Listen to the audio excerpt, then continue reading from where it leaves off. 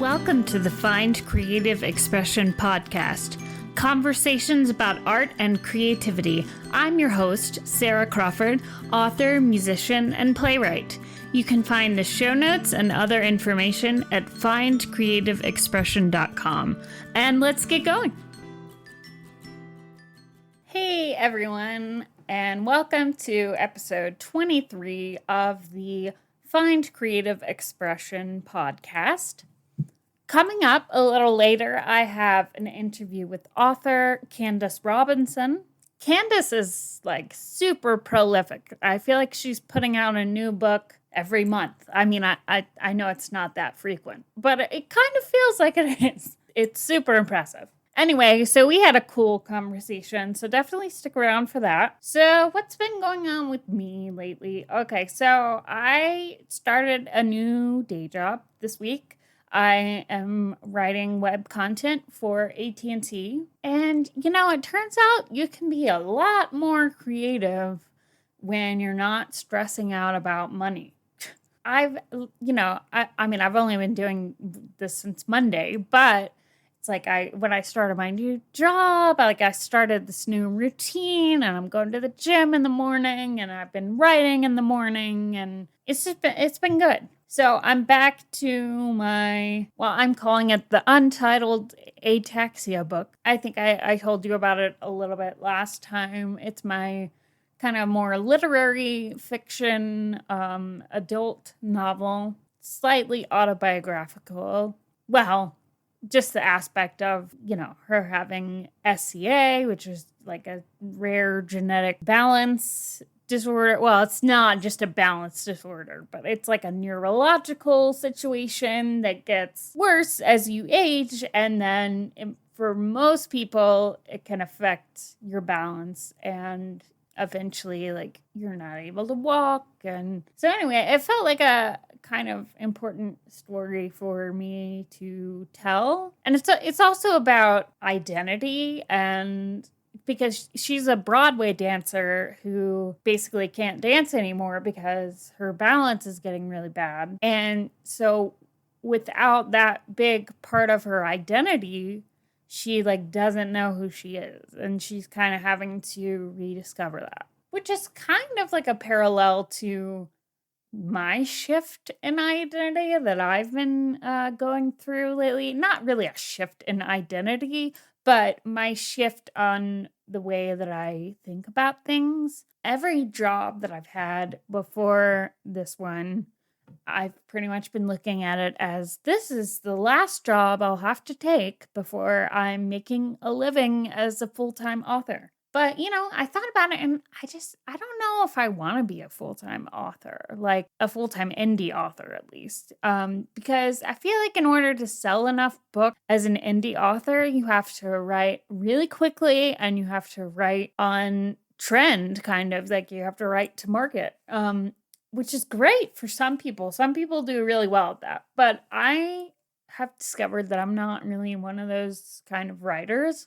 I also really like to just be writing whatever I feel like writing and not what I should be writing. So, I always thought, if I'm not a full-time author, I'm not really a real author. And that's just kind of crap. I mean, it's okay to have a day job. And it actually, frees me up to write what I want to write, really, because now it's not about my livelihood or making money. It's just about me sharing my stories with the world. So anyway, not really an identity shift, but definitely a shift in the way I think about my identity as an artist and as a storyteller, And that's one of the things about the novel that I'm working on too. Paige, the protagonist, she has to kind of figure out a new way to express herself besides dancing. She has to kind of figure out a new way to be an artist. And eventually she gets into photography, and I don't quite have the whole plot worked out, but I kind of know where I want it to end. So that's usually good enough. So, I always ask people on here what they're really into right now, like as far as books or movies or TV shows or music. And I thought it would be a good idea for me to tell you what I'm into. Last week I did it after the interview. This week I'm doing it before the interview. I'm still playing around with formatting and, how I put this podcast together. But once again, I can do whatever I want with a podcast because I'm not getting paid. I don't have like advertisers I have to answer to or anybody except the listeners, which, if you have any suggestions or things that you would like to hear or things that you would like for me to ask the guests or just any questions at all, definitely feel free to contact me. You can email me. You can find me on Instagram. You can find me on Twitter. I'm very, very easy to find. Basically, just Google Sarah Crawford with no H, and there you go. Or you can go to findcreativeexpression.com, and I'm pretty sure that links to all of my stuff as Sarah Crawford. It's really easy to find a way to contact me. But yeah, I love hearing from people who like the podcast. I do put a lot of work into this podcast, and I think it's really fun and it's really good for me to have these kind of conversations with artists and creative types because it really inspires me, and it just makes me think about things. And I really enjoy getting to discuss process with different people and seeing, how they work. Plus, I have so many friends who are like creating really amazing stuff, and I don't always get to talk to them as much as I would like. So it's kind of given me an opportunity to talk to some people that I haven't like really talked to in a while, which has been super cool. So anyway, getting back to what I'm really into this week, or this episode, I should say. As far as music goes, I'm really loving the new Wolf Alice album. It's called Blue Weekend. And last night I was just like alone in my apartment, and sometimes if I play my music too loud, I know the sound carries upstairs to my neighbor. So I just sat down with my headphones and I laid on the floor and I just listened to the album all the way through. And that was all I was doing.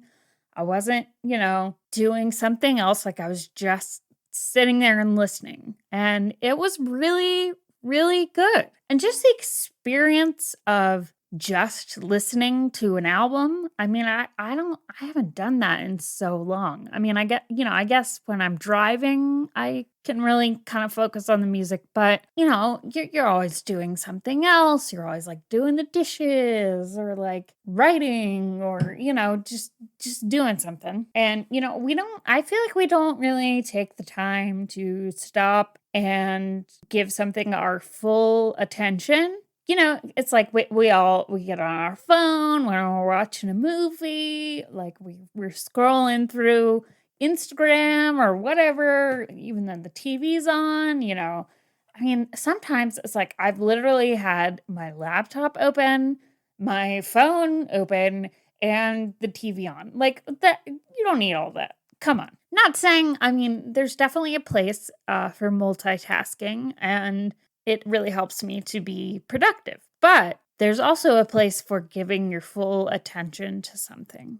And I was really glad to be able to do that last night with Blue Weekend by Wolf Alice. Definitely check it out. Another thing that I have been really into lately is a show on Netflix called Feel Good. It's starring a Canadian comedian named Mae Martin, who I had never heard of before, but she's really funny. And I think the show is like kind of autobiographical. It's kind of about like her relationship and dealing with her sexuality and some LGBT issues, addiction. She has, she's a recovering drug addict, but it's also really funny. Like it's kind of like dark comedy, I guess. Like it has serious moments and it has like more poignant moments, but I thought it was really well written.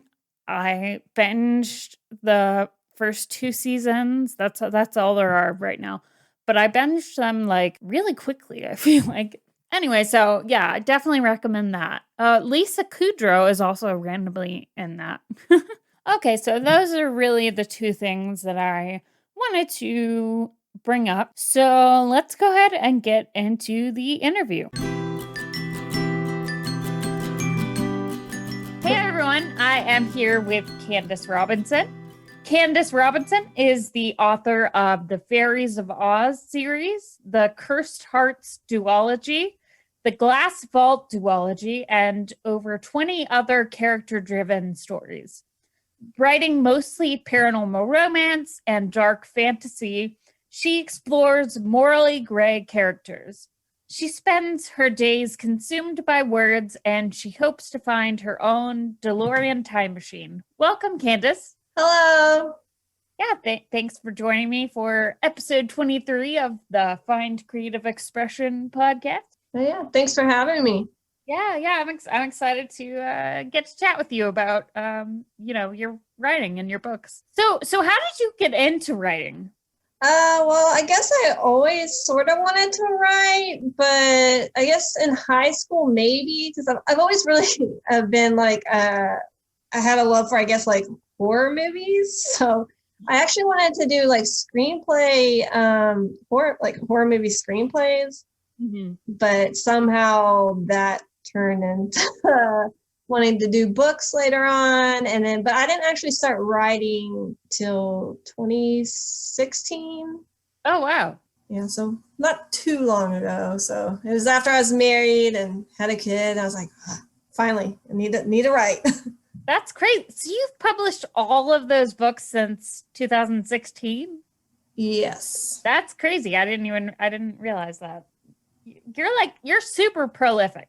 Like I feel like you're like publishing a new book like every month. I mean, maybe not, but I feel like I'm always looking on Instagram and you're like, oh, it's my new book coming out, Yeah. So what's your process when you're writing? Do you plot or fly by the seat of your pants or, a bit of both? Yeah, so I say that I pants, but basically I do have a brief outline because I usually know the beginning and the end, and I just come up with a set of chapters because normally it's about the same, 25, sometimes 30, or it could be less. But I put a sentence per chapter, and then I just kind of go, and normally, it changes as I go. So I don't really even stick to the outline. Right.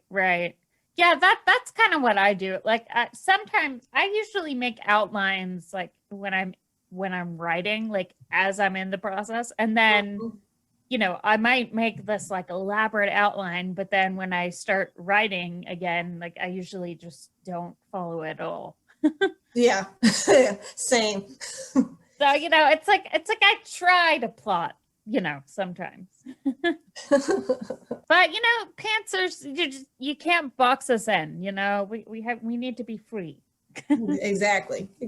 So some of your books are drawing from other works, like, the Fairies of Oz books, obviously are drawing from the Wizard of Oz. Is your process different when you're creating a world based on a world that's already been created? I guess it's pretty similar still. The only thing that like with the Oz stuff, what I had to kind of do is just look up I guess the characters and stuff, because I'm still basically creating I guess my own world, because we made it like fairies, so right.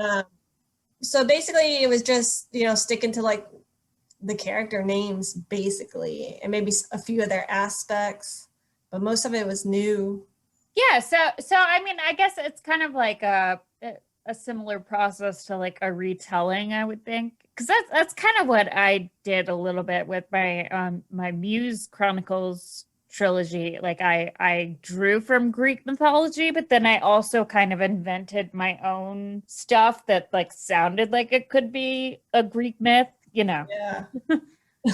Yeah, that's cool. So it's like it's kind of like giving you an outline in that, like the hero's journey is kind of an outline, you know. Hmm. That's cool. So you write a lot of paranormal romance and dark fantasy.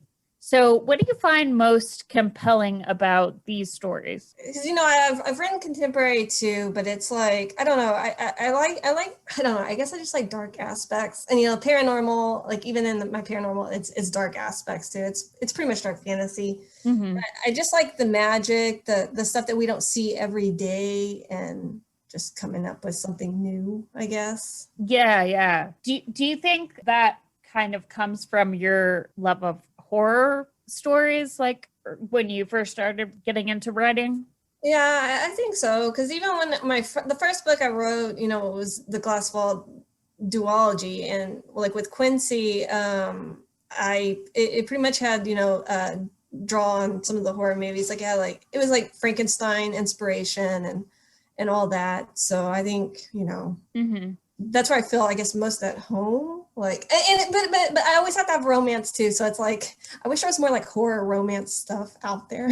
Yeah. I know what you mean. But yeah, but I mean I feel like there are a lot of kind of more, maybe not horror, but like gothic Oh novels yeah. that definitely also do the romance thing, even if it's like not really conventional, like, Wuthering Heights or something. Hmm. So that can definitely be like a good place to draw influences from, I think. Yeah, so you've said that you have a great love for morally gray characters. So, how does either writing or reading about a morally gray character shape your perspective and the way you see the world? Okay, that's a tough question. I know So it's kind of big, but yeah. Well, reading wise, I don't know. I like morally gray characters when I'm reading it. I don't know, like even like Six of Crows, Kaz is a big popular one, but Oh yeah. he's my favorite, just because, the stuff he does. So, Yeah, but I really love morally gray characters here. Like even like going back to like Lestat, Anne Rice. Like I feel oh, like that's that's a really good example of one. Speaking of Leigh Bardugo, I'm kind of obsessed with the Darkling from Shadow and Bone. I And I don't really know why. Like I feel like he kind of is just really just he's just kind of dark, but I don't know. I feel like there's some good in him that's like you have to dig for, but I don't know. I really like morally gray characters because I think it's more interesting when characters are layered and they're not just one thing or the other. Like it's not, because that real people aren't like that. I mean, everybody has like good and evil within them, and I Yep, think it's really interesting to see that kind of conflict play out, like within like the inner conflict. exactly. I mean, that explains it like exactly perfect. Like, because I think about that too, about people all the time, and nobody is 100% perfect, even though they want the world to think that they are, through like social media. Sometimes they portray themselves as Right. perfect, and no, nobody is. Right, exactly. And I feel like it also means more when a character like does something good if we've seen them kind of struggle with doing bad things before, or kind of have to overcome something to do something good, or like Yeah. when it's more of a struggle. Okay, so you've co-written a number of books like the Fairies of Oz books with Amber R. Duell, as well as Bacon Pie and Avocado Bliss with Gerardo Delgadillo. So what do you look for in a co-author, and how is your process different when co-writing? So with the co-author, I'm super, super picky. So first thing, I'd have sort of the same writing style as me, because I'm pretty straightforward in my writing. I know some people are real like purple prosy, so that wouldn't. Right. So with Gerardo and with Amber, I had read both their books. beforehand, so I already knew that would probably work. So once we get that, we can't really like totally pants. So I pretty much do the exact same thing. Like I come up with an outline, and then with the chapter outline, and put the sentences in there, but then I have them check it. So then half the time, they'll rearrange it or put something in. But actually, what's weird is we pretty much stick, I feel like, to the outline pretty well. Occasionally, we'll have to change maybe a couple of the chapters up, but it's pretty straight on. Right. Yeah, I did kind of like a experiment with one of my writing friends, and we like started a project where she would write a chapter and then I would write a chapter, and we didn't really know like where it was going. But that was definitely a really interesting way to approach it, because it was like, I would write a chapter and I would have an idea of what I thought should happen next, and then she would take it like a totally different direction, and I would have to like go along with that. So is it like when you're co-writing, do you guys really spend a lot of time at the beginning kind of fleshing out like what the plot is going to be, or do you kind of just like, does it happen more organically? I feel like organically, pretty much. Well, like with actually with both of them, we pretty much do that same thing. Like what I do, like, because whenever I write my first draft, I write my first draft, and that's kind of straight through. I don't like edit. Right. But now, whenever I write my chapter, like let's say chapter 1 for Amber, I write it, then I read through it, so I'm editing it. So then when I send it to her, it's already kind of like a second draft, and then she edits it and sends it back, and then I read through it again. So by the time we finish our actual first draft, it's pretty edited, kind of. Right. I like that aspect. Yeah. It's definitely like an interesting approach. I haven't really tried like co-writing a book. I mean, other than that experiment that I was doing with my friend, which I don't even think we finished that. But yeah, so it's definitely, I feel like, an interesting approach. So I mean, you're obviously pretty successful at it. Do you see yourself like co-writing a lot more books in the future? We're actually going to do one more series. We're going to do Vampires in Wonderland next. So it's going to be a trilogy. Oh, cool. With the prequel. But what's weird, so with Fairies of Oz, it was actually just supposed to be 10, the first book. And then I was like, well, let's write, a short story prequel, just so, we can have, use it kind of like as a promo tool, sort of. Right. But then when we were writing first book, I was like, well, we need to write Crow's book. And then, it just happened. So it turned into 4 full-length books. That's cool. That's really cool. Yeah, I've had those books on my CBR for like a while. So I will get around to them at some point. Everybody has like a massively endless TBR, like if you love books, like seriously. But we'll get around to it someday. So you post a lot of great social media content, specifically on Instagram and TikTok. And one of the things I really like about your content is that it seems to genuinely bring you a lot of joy. So I work in digital marketing, and it's always really easy for me to tell when someone is just posting content to post content and when someone really enjoys it. So do you have a favorite platform for social media? And does your process in creating content help or influence your creative process when you're writing? So I don't know. I like Instagram and TikTok, I guess.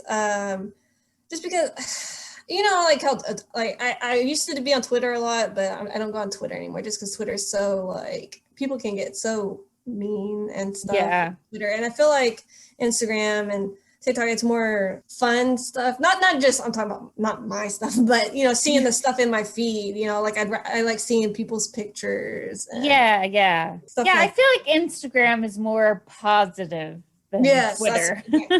Yes, I love love positive stuff.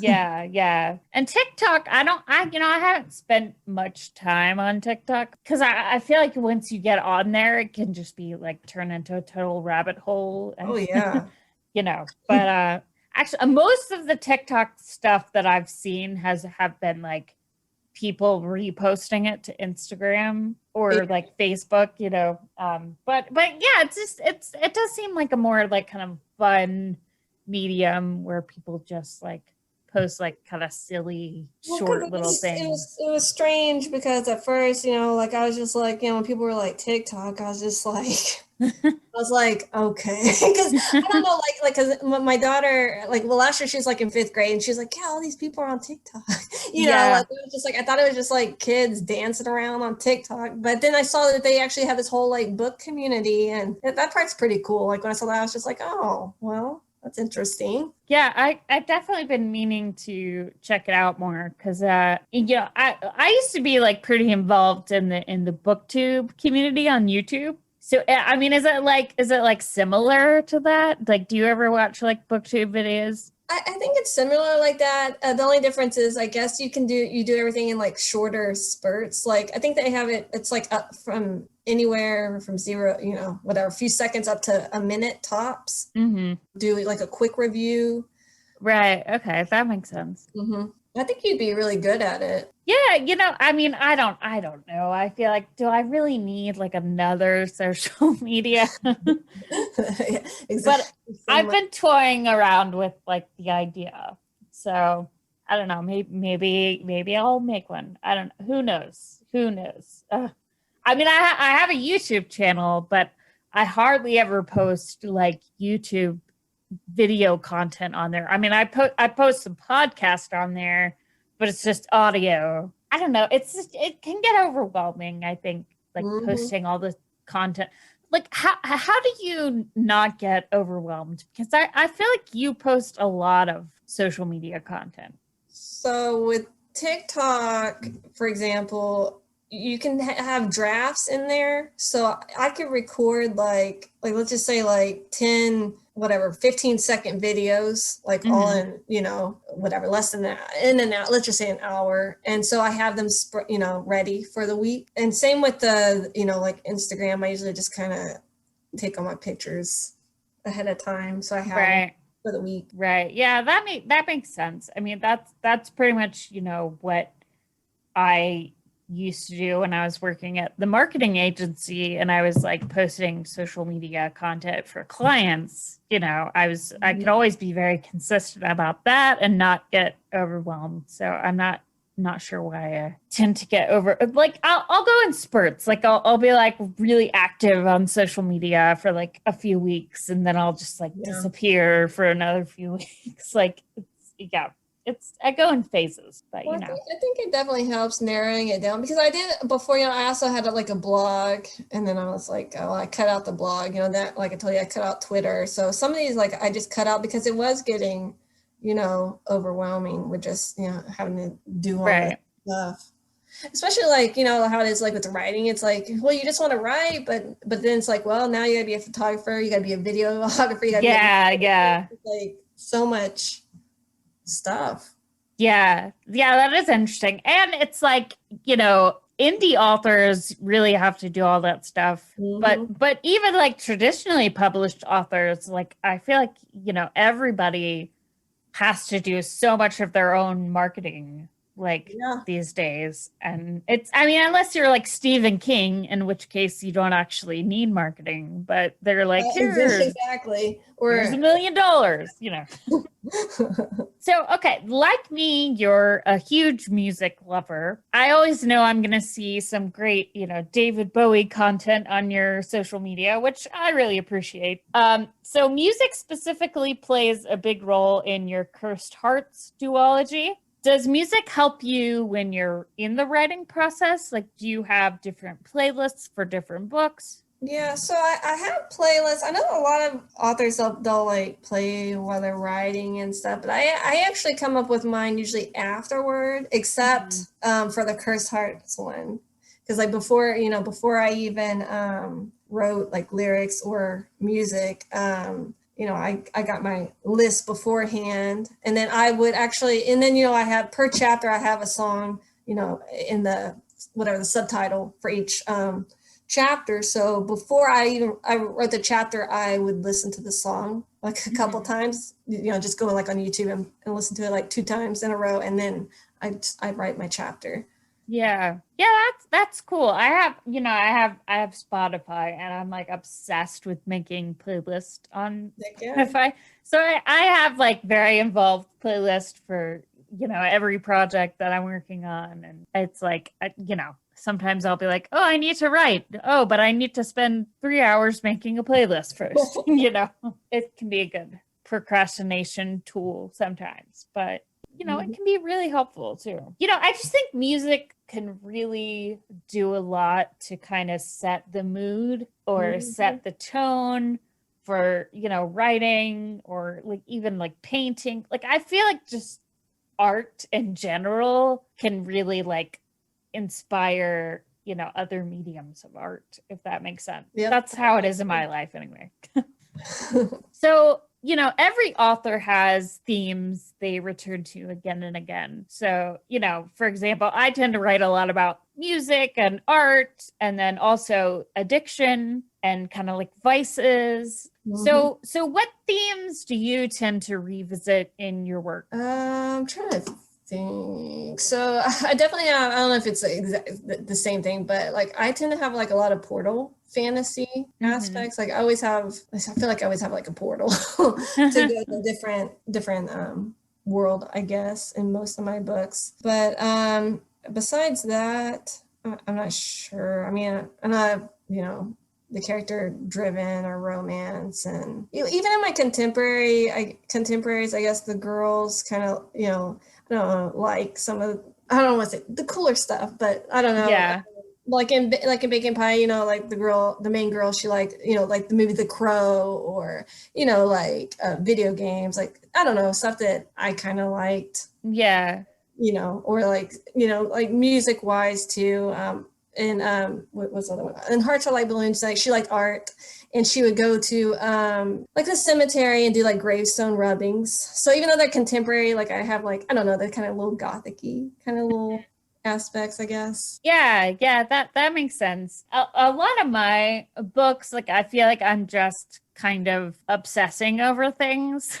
Like time after time, and I bring this up because I know you're obsessed with the 80s too. Yeah. But like I feel like that book, Time After Time, came completely out of just like my obsession with 80s music and like the 80s in general. And I feel like I think Lyrics and Curses was maybe similar for you, or was it like a similar process? Yeah, so definitely, because 80s is my favorite. Because at first, I was like, modern day, I hate modern day, writing modern day, because I hate cell phones. So the other option I was going to choose was, because I graduated in 2003. So I was like, well, I could put her, around when I graduated, but I was like, I didn't really like that decade that much either. So I was like, no, I'm going to do 80s, because 80s is like, it's fun. It's my favorite, and the music was way better. So yeah. I graduated in 2003 too. That's funny because like I was born in 85, so like I wasn't even alive for half the 80s, and the other half I don't really remember all that much. But like every time I hear an 80s song, I feel like I was there. Like I mean, I was there as a child, but like what I mean, like I feel like I was there as like a 20 something, like in a club, watching The Cure, like in England or something. I don't know. It's just like that's what it evokes, I feel like it makes you feel like you're in a different time and place. And that's kind of where the idea for Time After Time came from, like the idea of music sending you back to a different year or well, and I think that's cool and I think it's important because yours is YA too, right? For that one, is it YA? Yeah, it is. Okay, so I think it's important too because even my daughter is 12 now, and she likes a lot of the 80s music too, which is weird. I mean, because I'm not forcing it on her. Yeah. But so I thought, I thought whenever I wrote it too, like I was like, well, I think this is great, especially for like the YA kids, because you see, again, our world like every day. Like, I don't know. I think even if it were like set in like 90s or something, it's just cool for them, to go, read a different decade, I guess. Yeah. That makes sense. Because I remember when I was in high school and we read Go Ask Alice in one of my classes, and that takes place in the 60s, and I remember being like just really like fascinated with it and kind of just drawing the parallels between Yeah. that time that I was in the 60s. I don't know, I thought it was cool. Heck yeah. So okay, what are you working on right now? So right now I am not writing, but I have two in the process that I should be getting edits back soon, which is the Last Fairies of Oz book. And then I have it's my other solo book. It's a dark fantasy romance called Merciless Stars, and it'll come out in February.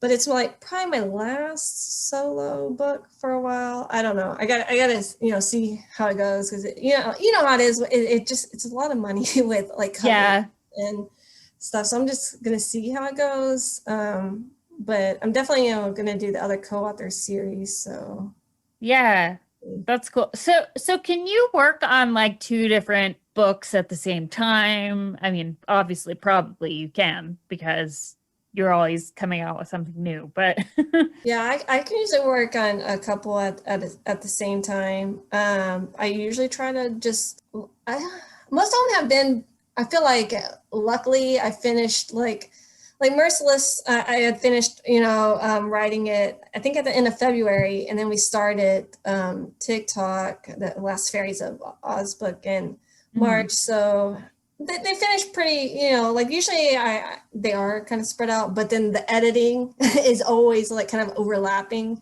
right. And then, of course, the read-throughs. That's like my least favorite thing, is like the read-throughs. Yeah. All that kind of overlaps, I feel like. Yeah, that makes sense. Yeah, the only way I can really work on two things at once is if like one of them is a play and one of them is a novel, or like, one of them is like a collection of poems and the other one is like nonfiction. Like, it always has to be two different mediums. Yep. So what books or TV shows, movies, music, etc. are you really into right now? Shows. I'm bad with shows because I watch a lot of old shows. So because I still watch a lot of Friends reruns. But besides, yeah, I listen to a lot of Churches still. I love Churches. They're just, I don't know. I don't think they'll probably stay my favorite for a while. But so movie wise, I've actually been watching old movies still, but like I've been back into like Napoleon Dynamite. Like I was I was really into Napoleon when I first came out, and then I had my daughter watch it. She wasn't a fan, but I was like, this is like the best movie ever. She's like, it's so boring. Oh, yeah. I think I feel like there's a lot of people turning to like comfort shows or comfort movies. Like you mentioned like Friends, like that used to be like definitely a very like comfort show for me. Like I it's probably been replaced by New Girl and Parks and Recreation for me lately, but yeah, I think given like what everyone has just been through with the pandemic and everything, like I feel like people are really just turning to movies and TV shows and books and things that make them feel good. Yeah. So I have kind of a big question that I ask everyone who comes on the podcast. Why do you think art is important? Ooh, another tough question. I don't know. I think it's just a way to express yourself differently, to get your emotions out, whether it's painting, singing, dancing. Sometimes I think like it can be a lot easier to kind of express your emotions in writing or painting or music, like just any art form, than it can be to like actually say the things that you know, are really feeling, if that makes sense. Mm-hmm.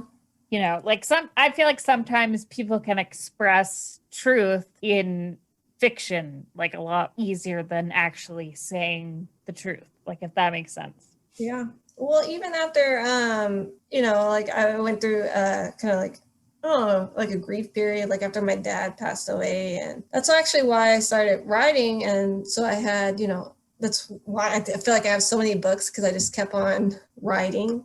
Mm-hmm. And, it helped. Yeah. Well, I'm really sorry that you went through that, but it is, writing can definitely be a great tool, I think, to process anything that you're, going through, and Mm-hmm.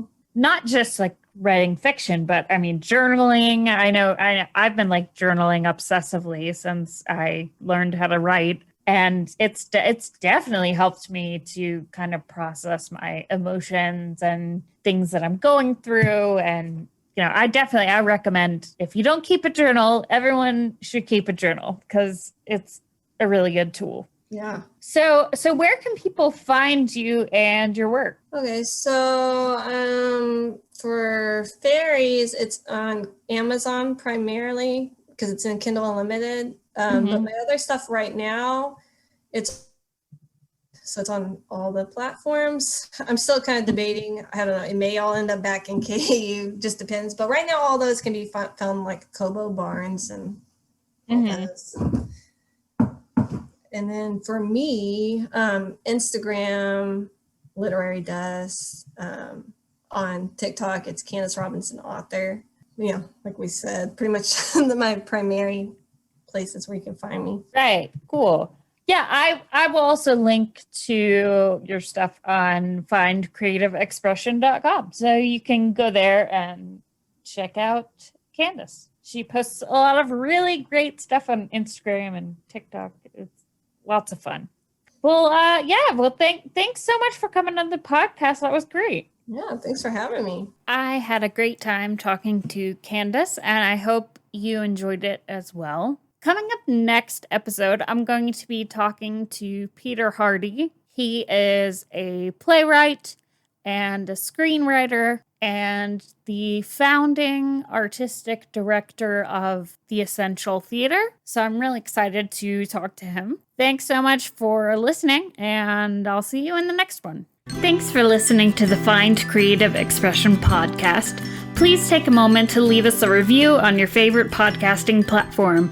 You can find me on Instagram at Sarah E. Crawford or youtube.com/Sarah Crawford.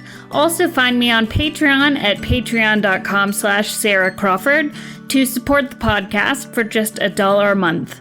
And that's Sarah, S-A-R-A, without an H. I hope you've been inspired today, and I'll see you in 2 weeks for the next podcast.